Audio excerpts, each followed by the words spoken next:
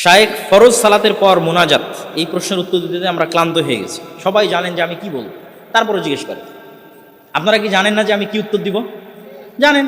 তাহলে হাজার ভিডিও আছে, বক্তব্য আছে আমাদের শায়েখ ডক্টর ইমামুদ বিন আব্দুল বাসির হাফিজাহুল্লাহ, আপনাদের ওস্তাদ শেখ আব্দুর রাজ্জাক বিন ইউসুফ, সবার অসংখ্য ভিডিও বক্তব্য ইউটিউবে। আপনারা জানেনও যে আমরা কোন ফতোয়ার অনুসরণ করি।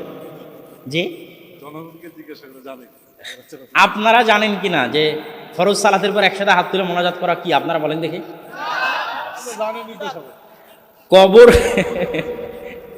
কবর জিয়ারতের সময় কবরের পাশে গেলে কবর পাশে কি বুঝতে পারে বা শুনতে পারে?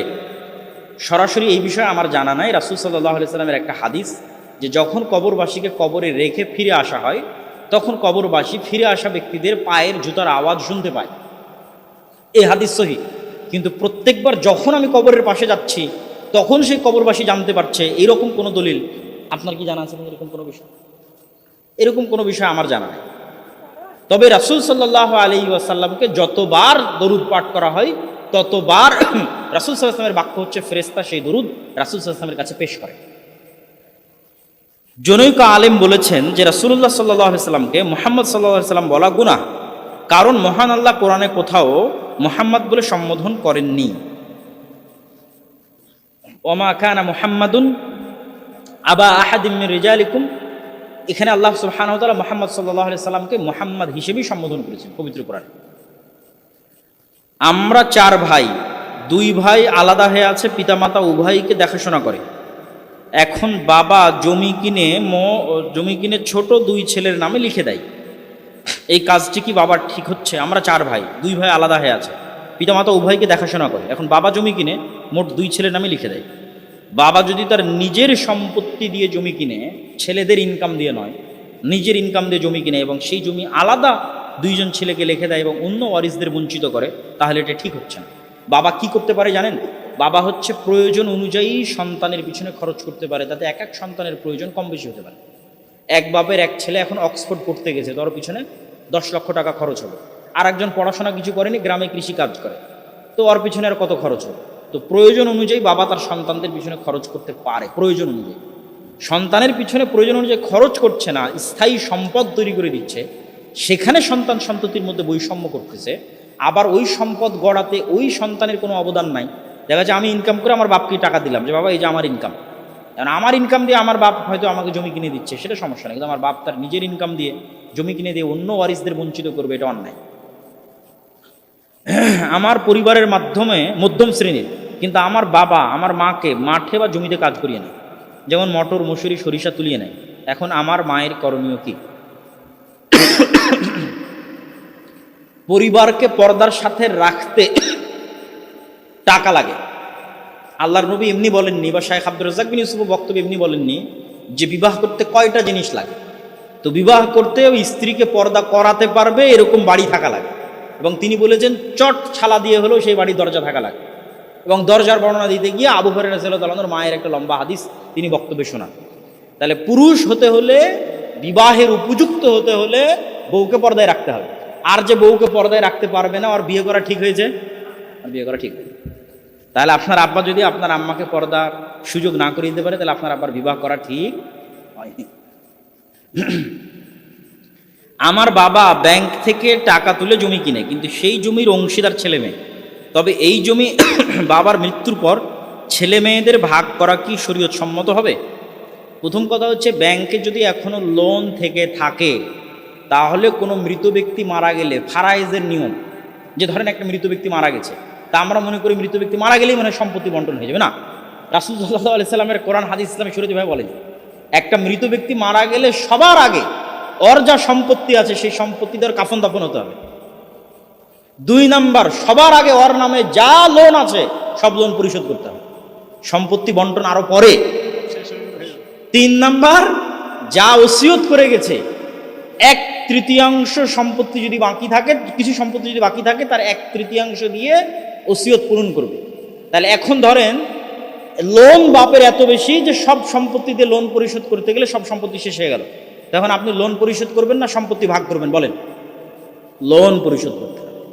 তাহলে সম্পত্তি ভাগ অনেক পরে, আগে মালিকের, এখনো সে মালিক, ওই জমির এখনো কে মালিক? যে কবরে গেছে। আগে ওই মালিকের টাকা দিয়ে ওর কাফন দাফন হবে, তারপরে মালিকের টাকা দিয়ে ওর লোন পরিশোধ হবে, তারপরে যদি মালিকের কোনো সম্পত্তি বেঁচে থাকে তাহলে বন্টনের আগে ওসিয়ত পূরণ করা হবে। ওসিয়ত পূরণ করার পর এখন তোমরা ভাগ বাটোয়ারা করো। তাহলে আপনার বাবা ব্যাংক থেকে টাকা নিয়ে জমি কিনেছে, মানে ব্যাংকে লোন আছে, তাহলে আগে ব্যাংকের লোন পরিশোধ করতে হবে। লোন পরিশোধের পরও যদি জমি থাকে তাহলে সেই জমি আপনারা ভাইয়েরা যেভাবে ইসলামী শরীয়তের বিধান আছে সেভাবে বন্টন করে নিতে পারেন। ফ্রিল্যান্সিংয়ের মাধ্যমে টাকা ইনকাম কি হালাল? বাস্তব জগতে যা হালাল ফ্রিল্যান্সিংয়ে তাই হালাল, বাস্তব জগতে যা হারাম ফ্রিল্যান্সিংয়ে তাই হারাম। বাস্তব জগতে আমি সরাসরি আপনাকে একটা কাজ দিচ্ছি, ফ্রিল্যান্সিংয়ে আমেরিকা থেকে আপনাকে কাজ দিচ্ছি, কাজ সেম। তো যে কাজটা বাস্তবে হালাল ওটা অনলাইনেও হালাল। ভাই আপনাকে আল্লাহ সুবহানাহু ওয়া তাআলার জন্য ভালোবাসি।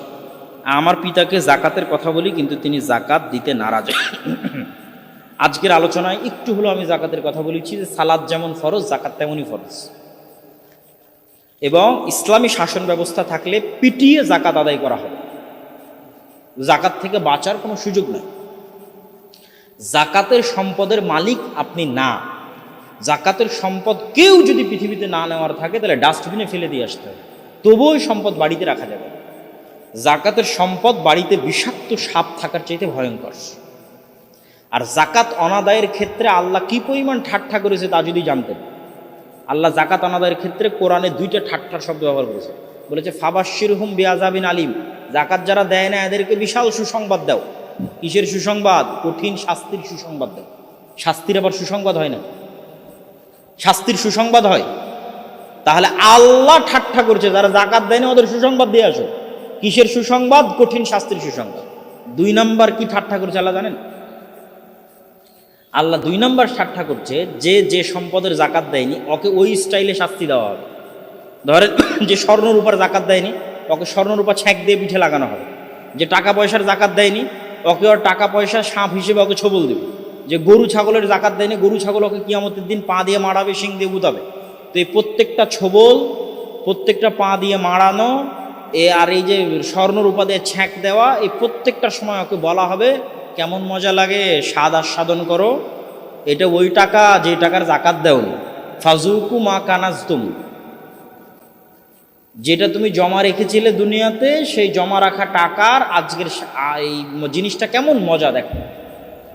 তো জুকু শব্দটা আরবিতে খুব সুস্বাদু খাবারের ক্ষেত্রে ব্যবহার হয়।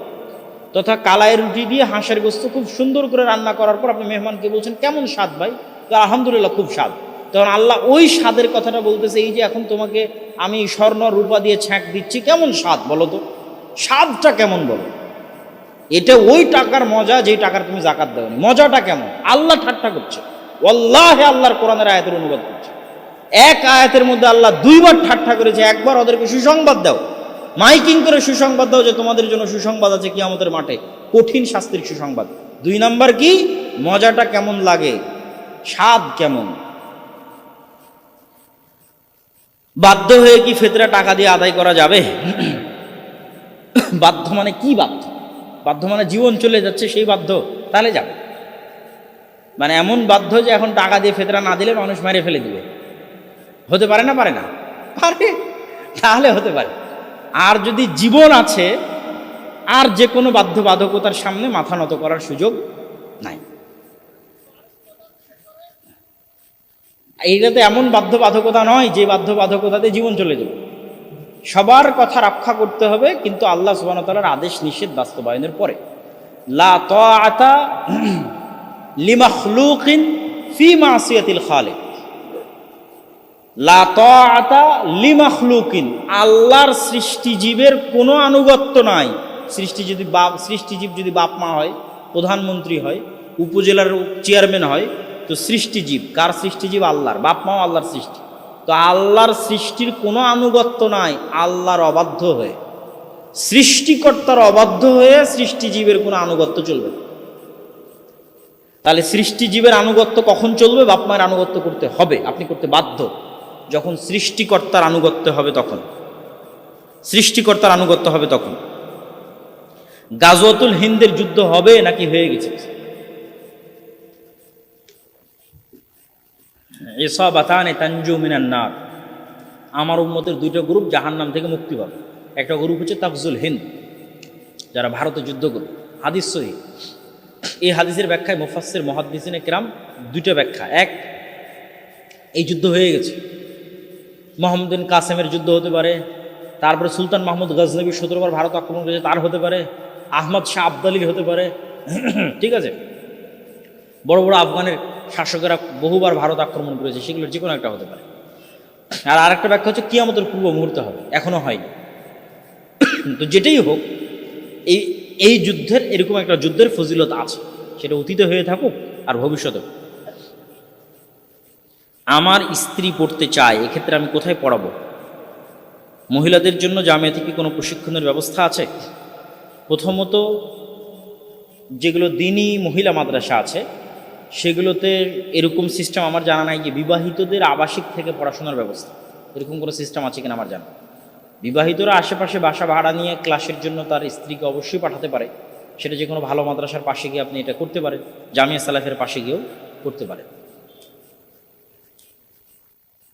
অ্যালকোহল মুক্ত বডি স্প্রে ব্যবহার করে নামাজ পড়া যাবে কি? যেহেতু আপনি বলেই দিয়েছেন অ্যালকোহল মুক্ত, সেহেতু তো সমস্যা নাই।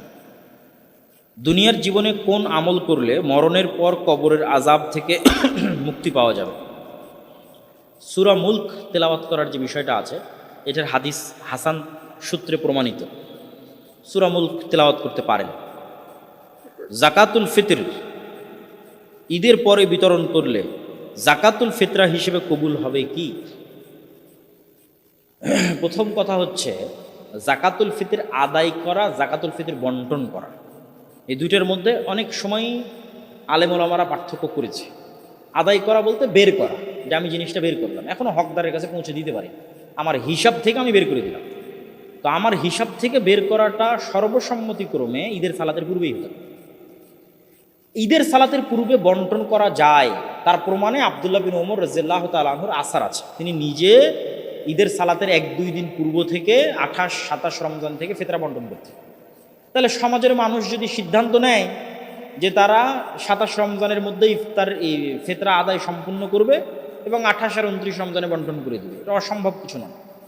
তবে ঈদের সালাতের পূর্বে ফিতরা বের করেছে তথা সমাজে পৌঁছে দিক, বাড়িতে হিসাবে আলাদা করুক, ফিতরা বের করেছে, আর ঈদের পরে যদি পৌঁছে দেয় তাতে সমস্যা নাই, বাতিল হয়ে যাবে সেটা আমরা বলতেছি না। জাকাতুল ফিতর 8 ভাগে ভাগ করা যাবে কি? যেটা জাকাত ফরজ জাকাত, যেটা সম্পদের উপর 2.5% হারে দিতে হয়, সেটার 8 ভাগ। আর যেটা ফিতরা জাকাতুল ফিতর, যেটার জন্য নিসাব পরিমাণ সম্পদের মালিক হতে হয় না, জাকাত আদায়ের জন্য নিসাব পরিমাণ সম্পদের মালিক হতে হয়, ফিতরা আদায়ের জন্য নিসাব পরিমাণ সম্পদের মালিক হতে হয় না। তো ফিতরা কে আদায় করতে পারবে? যার বাড়িতে একদিনের খাবারের অতিরিক্ত ফিতরা দেওয়ার সক্ষমতা আছে, তার উপরেই ফিতরা ফরজ। বাড়িতে একদিনের খাবার আছে, তার অতিরিক্ত ফিতরা আদায় করার মতো বাড়িতে খাবার আছে, তার উপর ফিতরা ফরজ। তাহলে ফিতরার ক্ষেত্রে নিসাব লাগতেছে না। তো এই জন্য ফিতরার ক্ষেত্রে 8 খাতও প্রযোজ্য নয়, ফিতরার খাত একটাই, সেটা হচ্ছে ফকির মিসকিন। মাদ্রাসায় যদি ইয়েতিম থাকে তো মাদ্রাসা ফকির মিসকিনের মধ্যে আসবে, ইয়েতিম শিশুকে মিসকিন হিসেবে ধরে। রমজান মাসে তারাবি ও তাহাজ্জুদ কি একই, নাকি তারাবির নামাজের পর তাহাজ্জুদ আলাদা পড়তে হবে? আমরা সহি হাদিস দিয়ে যেটা বুঝি, আমাদের বুঝে এখন পর্যন্ত রাসূল সাল্লাল্লাহু আলাইহি ওয়াসাল্লামের সালাত রমজানের মধ্যে, রমজানের বাইরে, রাতের সালাত, তারাবির সালাত, তাহাজ্জুদের সালাত, কিয়ামুল লাইল, সালাতুল লাইল, যা নাম দিবেন সব মিলে 11 রাকাত। তারাবি, তাহাজ্জুদ, সালাতুল লাইল, কিয়ামুল লাইল সব মিলে 11 রাকাত। রাসূল সাল্লাল্লাহু আলাইহি ওয়াসাল্লামের সালাতের কোয়ালিটি ছিল ভালো, রাকাত বেশি না। এক এক রাকাতের কোয়ালিটি ছিল এরকম যে সিজদা সূরা নিসার সমান, রুকু সূরা আলে ইমরানের সমান, আর তেলাওয়াত সূরা বাকারার সমান। তাহলে আপনি এখন 2 রাকাত সালাত এভাবে একবার আদায় করে দেখেন, তারপরে বলেন 11 রাকাত সালাত আদায় এভাবে আদায় করার পর আর কি সালাত আদায় করা যাবে? আর তো সালাত আদায় করা সম্ভব নয়। সুতরাং এইটার আমরা বহুদিন থেকে বলে আসছি, তারাবি, তাহাজ্জুদ, সালাতুল লাইল, কিয়ামুল লাইল সব 11 রাকাত। রাকাত বেশি করার দরকার নেই, কোয়ালিটি বাড়ান। সিজদা লম্বা করেন, রুকু লম্বা করেন, সালাতের তেলাওয়াত লম্বা করেন, রাত শেষ হয়ে যাবে 11 রাকাত সালাত। বক্তব্য শেষ করি, সবাই বৈঠক শেষের দোয়া পড়ি। আর কিছু বলবেন না? এই হচ্ছে গণতন্ত্রের সবচেয়ে বড় রহস্য, যে গণতন্ত্রের নামে 16 বছর জুলুম করা যায়, আবার গণতন্ত্রের নামে, নির্বাচনের নামে সবচেয়ে যোগ্য ব্যক্তিকে সরিয়ে ফেলার দাবিও করা যায়। দেশ পরিচালনার যোগ্য ব্যক্তিকে গণতন্ত্রের নামে সরানো যায়, আর গণতন্ত্রের নামে 16 বছর দেশে জুলুম করা যায়। এই জন্য গণতন্ত্র পৃথিবীর সবচেয়ে ব্যর্থ সিস্টেম, সবচেয়ে অযোগ্য, অকেজ, অচল সিস্টেম পৃথিবী পরিচালনার, তার নাম গণতন্ত্র। যতদিন মুসলমানের এই গণতন্ত্রের সাথে থাকবে ততদিন গোলাম হয়ে থাকতে হবে। কেন? গণতন্ত্র নিজেই গোলামি শিক্ষা দেয়। গণতন্ত্র কিভাবে গোলামি শিক্ষা দেয়? আমি বলেছি গোলামের নেচার কি? গোলামের নেচার মিথ্যা বলা, ধোকা দেওয়া, দুর্নীতি করা। তো গণতন্ত্র করলে তো ধোকা, মিথ্যা, দুর্নীতি না করলে তো গণতন্ত্র চলবে না। তাহলে গোলামির কালচার অব্যাহত রাখার জন্য কি রাখা লাগবে? গণতন্ত্র রাখা লাগবে, যাতে মুসলমানদের মধ্যে কিসের কালচার অব্যাহত থাকে? গোলামির কালচার অব্যাহত। একটাও যাতে আত্মমর্যাদা সম্পূর্ণ, মাজা সোজাওয়ালা, ব্যক্তিত্ব সম্পূর্ণ, সত্যবাদী, ন্যায়পরায়ণ একটা সন্তানেরও যাতে জন্ম না হয়, এই জন্য এদের গণতন্ত্র এদের উপর চাপিয়ে দেয়। সব মিথ্যা বলবে, মিথ্যা বলা শিখবে, ধোকা দেওয়া শিখবে, দুর্নীতি করা শিখবে, গোলাম হবে। এই কালচার কন্টিনিউ রাখবে, অব্যাহত রাখবে হচ্ছে গণতন্ত্র। সম্মানিত উপস্থিতি, যেখান থেকে এই জায়গায় আসলাম সেটা হচ্ছে মসজিদকে শক্তিশালী করতে হবে। মসজিদ শক্তিশালী হলে, মসজিদ অন্যায়ের বিরুদ্ধে আওয়াজ উঠালে, একটা স্থানীয় মেম্বার চেয়ারম্যানের চাইতে মসজিদের যোগ্য ব্যক্তির ক্ষমতা বেশি থাকে। এটা অস্বাভাবিক কিছু নয়, শুধু ন্যায়, নিষ্ঠা, ইনসাফের সাথে, আত্মমর্যাদা, আত্মসম্মানের সাথে অন্যায়ের বিরুদ্ধে আওয়াজ উঠে, যে কোনো অন্যায়। আল আমরু বিল মারুফ ওয়ান নাহি আনিল মুনকার। আর মসজিদ শক্তিশালী করার 1 নম্বর প্রজেক্ট হচ্ছে মক্তব, মসজিদ শিক্ষার কাজ চালু করা, মসজিদে লাইব্রেরি চালু করা। এবং আরও একটা প্রজেক্ট আমরা নতুন নিয়ে আসছি, মসজিদ কেন্দ্রিকই সেটা চলবে, সেটা হচ্ছে করজে হাসানা। আমাদের এটা ওই সমস্ত মসজিদেই চলবে যে সমস্ত মসজিদ আমাদের থেকে ট্রেনিং নিয়ে মসজিদগুলোতে মক্তব পরিচালিত হচ্ছে, সেই মসজিদগুলোতেই এই করজে হাসানা প্রজেক্ট চলবে। করজে হাসানা প্রজেক্টটাও মসজিদকে শক্তিশালী করার একটা মাধ্যম। এটা আমরা নতুন ঘোষণা দিয়েছি এই রমজানে, এবং এখন থেকে ঈদের পর থেকে এটার কার্যক্রম শুরু হবে।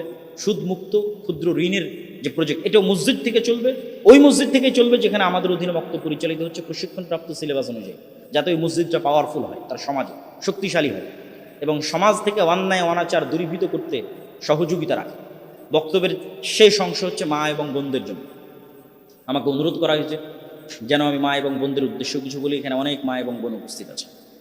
মা এবং বোনদের উদ্দেশ্যে প্রথম কথা হচ্ছে, এই আলোচনার সারমর্ম শুধু ছেলে মানুষদের জন্য না, মেয়ে মানুষদের জন্য কিভাবে কাজে লাগবে আমি বুঝিয়ে বলি। এমন কোনো ফ্যামিলি নাই যেই ফ্যামিলিতে শাশুড়ি এবং বউয়ে ঝগড়া নাই, যায় ননদে, যায় যায় দুই ভাইয়ের বউয়ে, ভাইয়ের বউ এবং নিজের বোনের মধ্যে গণ্ডগোল নাই। তাহলে এগুলো সব গণ্ডগোলের সমাধান কোথায়? সবার মধ্যে যখন নেতৃত্বের গুণ বিরাজ করবে এবং ন্যায় প্রতিষ্ঠাকারী সত্যবাদী হবে, পৃথিবীর সব গণ্ডগোল শেষ হয়ে যাবে। তাহলে ন্যায় প্রতিষ্ঠা করা, সত্যবাদী হওয়া শুধু ছেলেরা শিখবে না, মা এবং বোনদেরও শিখতে হবে। আপনাদেরও জরুরি কর্তব্য হচ্ছে আপনারা সত্য বলা শিখবেন, ন্যায় প্রতিষ্ঠা শিখবেন। কিভাবে শিখবেন? শাশুড়ি চিন্তা করবে আমি আমার বৌমাদের উপর ন্যায় করছি না অন্যায় করছি, বৌমা চিন্তা করবে আমি আমার শাশুড়ির উপর ন্যায় করছি না অন্যায় করছি, পিতা চিন্তা করবে আমি আমার সন্তান সন্ততির উপর ন্যায় করছি না অন্যায় করছি। আল্লাহর নবী চুমা দিয়ে যে আদর করা, এই আদর করার ক্ষেত্রে সন্তানদের মধ্যে ন্যায় প্রতিষ্ঠা করতে বলেছে। অথচ এমনও বাপ পাবেন সব সম্পত্তি এক ছেলেকে লিখে দিয়ে গেছে। নাও, তাহলে সে কত বড় অন্যায় প্রতিষ্ঠাকারী পিতা। ন্যায় প্রতিষ্ঠা তো বহু দূরে থাকে। সন্তান চিন্তা করবে আমি আমার পিতা মাতার সাথে ন্যায় করছি কিনা, না অন্যায় করছি।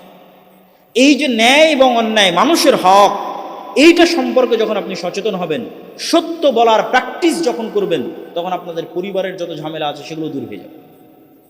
আর 2 নম্বর হচ্ছে, যেটার প্রতি উৎসাহ দেওয়ার জন্য আমাদের বলাই হয়, আলেম মানুষ মানে একটু পর্দার কথা বলতেই হবে।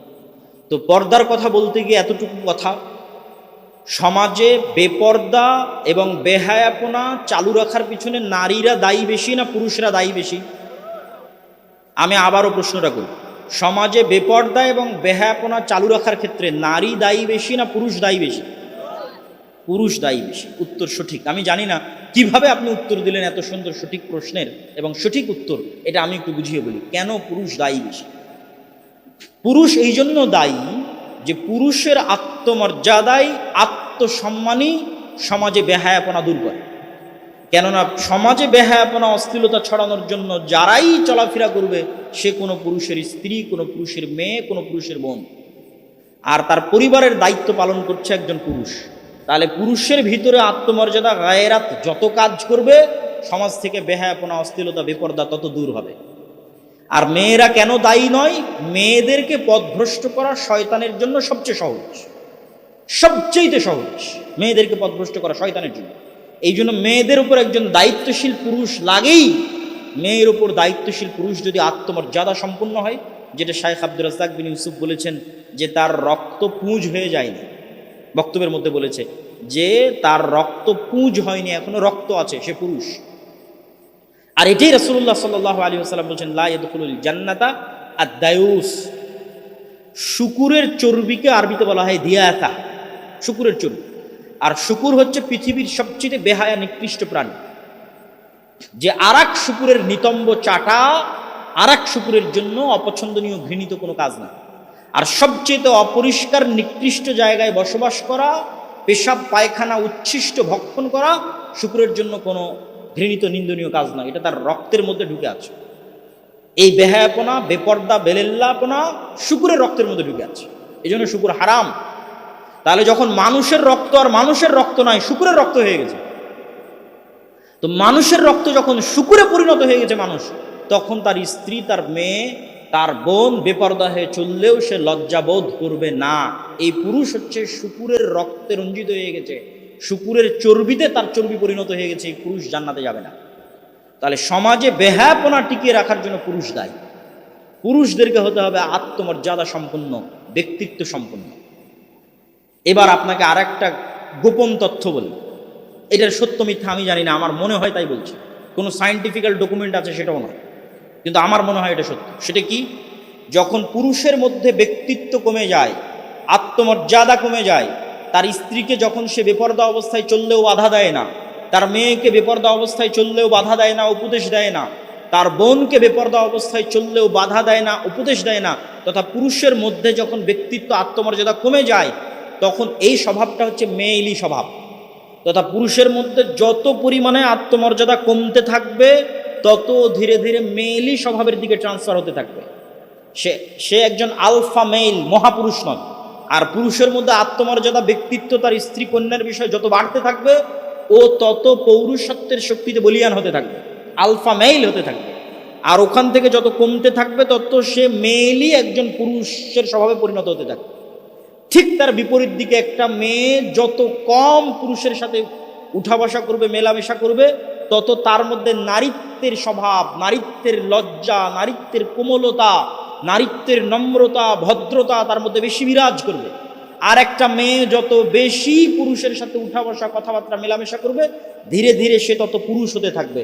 মানে পুরুষের মতো কর্কশ, পুরুষের মতো কঠিন, পুরুষের মতো বেহায়া, পুরুষের বেহায়া বলতে মানে বেপর্দা, পুরুষের মতো বেপর্দা, ধীরে ধীরে সে পুরুষ হতে থাকে।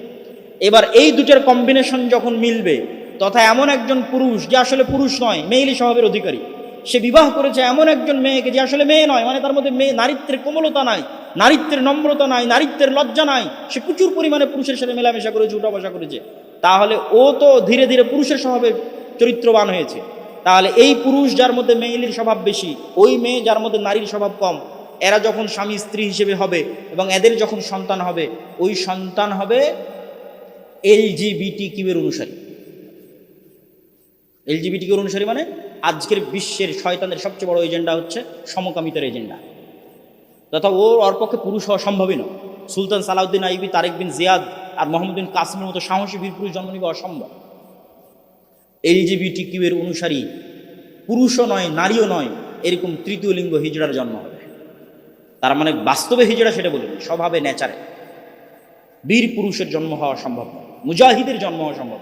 জন্ম কখনই সম্ভব যখন একজন সত্যিকার পুরুষের সাথে একজন সত্যিকার নারীর বিবাহ হবে, তখন সত্যিকার পুরুষ আর সত্যিকার নারীর ফলে, তাদের ফল থেকে যে সন্তান তাদের গর্ভে আসবে, ও হবে আরাক মহাবীর পুরুষ, মানে আরাক সুলতান সালাউদ্দিন আইয়ুবী, তারেক বিন জিয়াদ। সামনে অন্যায় দেখলে উড়িয়ে দিবে, মাথা নত করে মেনে নিবে না। ওই সন্তান তো লাগবে। তো সেই সন্তান লাগার জন্য, নিয়ে আসার জন্য এগুলো বেহায়াপনা, বেলিল্লাপনা থেকে বেরিয়ে আসতে হবে।